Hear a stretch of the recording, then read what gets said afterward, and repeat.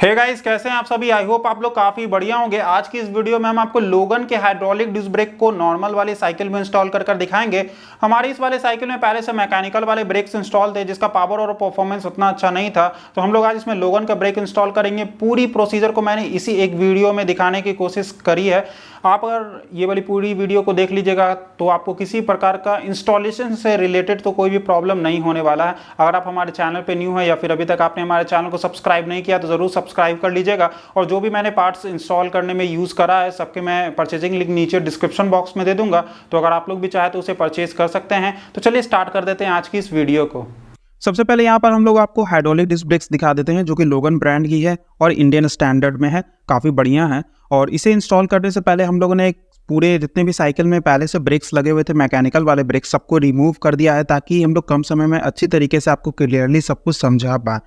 इसे ये लगाना काफ़ी ज़्यादा ईजी होता है। इसमें 2 बोल्ट दिए जाते हैं। इसमें ज़रूरी नहीं है कि आपको अपना ग्रिप को हटाना ही पड़ेगा, आप बिना ग्रिप को हटाए भी इंस्टॉल कर सकते हैं। लेकिन हम लोगों ने इसमें ग्रिप्स को भी रिमूव कर दिया था क्योंकि इसमें पहले से ब्रेक लीवर और जो शिफ्टर अटैच वाली शिमानो की EF 500 मॉडल वाली शिफ्टर्स आती है वो लगी हुई थी। इसमें पहले से दूसरी वाली रोटर्स लगी हुई थी, तो हम लोगों ने इसमें हाइड्रोलिक डिस्क ब्रेक वाली रोटर लगा दी। ये रहा हमारा पुराना वाला रोटर और पूरा ब्रेक सिस्टम। इस वाले रोटर में अगर हम लोग हाइड्रोलिक ब्रेक लगाते तो परफॉर्मेंस उतना अच्छा नहीं मिलता। वही सेम प्रोसीजर अब हम लोग राइट वाले साइड में करेंगे जो कि हमारा फ्रंट वाला ब्रेक होने वाला है।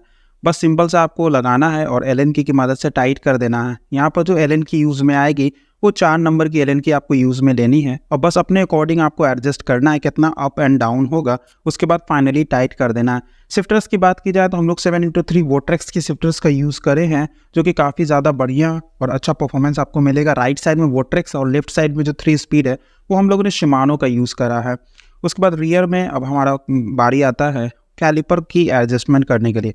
कैलिपर को लगाना काफ़ी ज़्यादा इजी होता है। अगर इसमें पहले से डिस्क ब्रेक्स लगी हुई है मैकेनिकल वाली डिस्क ब्रेक तो ज़्यादा टेंशन वाली बात नहीं है। अगर वी ब्रेक या पावर ब्रेक है थोड़ा तो आपको कॉम्प्लिकेशंस आ सकता है इंस्टॉलेशन करने में, क्योंकि क्लेम वगैरह काफ़ी ज़्यादा आपको लगाना पड़ेगा। उसके बाद एक फाइनल अलाइनमेंट करना पड़ेगा। ये वाली अलाइनमेंट करना तो काफ़ी ज़्यादा ईजी होता है। बस आपको देखना होता है कि कितना वॉशर नीड है, कितना स्पेस आपको क्रिएट करना है। जितना भी स्पेस क्रिएट हो जाएगा उसके अकॉर्डिंग ही आपको बस लगाकर टाइट करना है। अब हम लोग आपको लीवर को हल्का सा प्रेस कर दिखाएंगे। जैसे ही हम लोग लीवर को प्रेस करेंगे जो हमारा कैलिपर है वो सेल्फ अलाइन होने लगेगा, यानी कि वो खुद ब खुद एडजस्ट होने लगेगा। देखिए एक मूवमेंट आ रहा है। उसके बाद हम लोग फाइनली क्या करेंगे, ब्रेक की लीवर को दबा कर रखेंगे, ये खुद ब खुद अलाइन हो जाएगा। उसके बाद पीछे में ये जो 2 बोल्ट है इसे हम लोग फाइनल टाइट कर देंगे। ये सबसे ईजीएस्ट मेथड होता है डिस्क ब्रेक को अलाइन करने का। अगर किसी के पास बहुत कम नॉलेज भी है तो काफ़ी ईजी तरीके से कर सकता है। और ये देख सकते हैं तो बहुत ही अच्छे तरीके से रोटेट हो रहा है। हो सकता है कि स्टार्टिंग पीरियड में जो आपका ब्रेक है वो हल्का सा हार्ड चले, क्योंकि हाइड्रोलिक डिस्क ब्रेक्स में ज़्यादा गैप नहीं होता है और न्यू पैड होने के कारण थोड़ा सा रब कर सकता है। लेकिन जब जैसे ही आप इसे थोड़ा सा ज़्यादा राइड कर लेंगे हल्का फुल्का 5 या 10 किलोमीटर, या ऑटोमेटिकली जो रब होने के बाद गैप बन जाएगा और काफ़ी स्मूथ हो जाएगा। शुरू में थोड़ा सा हार्ड में भी हो सकता है, ज़रूरी नहीं है सबके केस में, सबका अलग अलग होता है। उसके लिए पैनिक बिल्कुल भी नहीं होना। फ्रंट वाले ब्रेक में भी वही सेम सिस्टम आपको अपनाना है। ऊपर में साइड में दिए गए दोनों बोल्ट्स को लगाकर अच्छी तरीके से आपको टाइट करना है।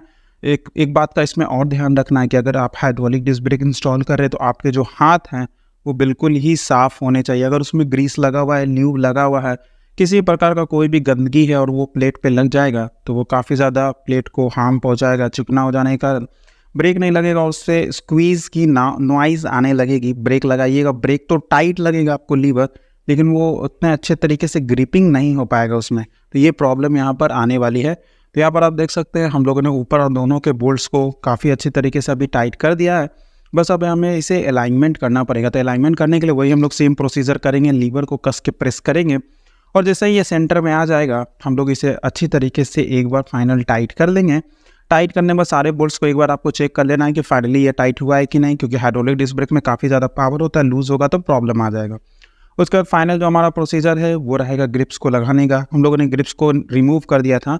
रबर की ग्रिप थी, काफ़ी इजी तरीके से बाहर आ गई थी। अगर लॉक ऑन ग्रिप होता तो हमें एलन की मदद से इसे खोल कर बाहर की तरफ में निकालना पड़ता। और देख सकते हैं बाकी सब कुछ हो जाने के बाद फाइनल जो हमारे साइकिल का लुक है वो कैसा लग रहा है। पहले से मैकेनिकल ब्रेक थी, अब इसमें हाइड्रोलिक लग गया है। पावर काफ़ी ज़्यादा बढ़िया इसमें मिलने वाला है। तो यहाँ पर आप लोगों ने देखा कैसे ईजी तरीके से आप भी अपने घर पे हाइड्रोलिक डिस्क ब्रेक को लगा सकते हैं। अगर ये वीडियो पसंद आई तो वीडियो को जरूर लाइक कर दीजिएगा। चैनल पे न्यू है या फिर अभी तक आपने हमारे चैनल को सब्सक्राइब नहीं किया है, ज़रूर सब्सक्राइब कर लीजिएगा, साथ ही बेल आइकन को प्रेस कर लीजिएगा। और किसी प्रकार का कोई भी प्रॉब्लम हो तो मैंने आपको डिस्क्रिप्शन बॉक्स में परचेजिंग लिंक और कॉन्टैक्ट नंबर दे दिया है, आप डायरेक्टली कॉन्टैक्ट कर सकते हैं। तो मिलते हैं हम लोग अपनी नेक्स्ट वाली वीडियो में।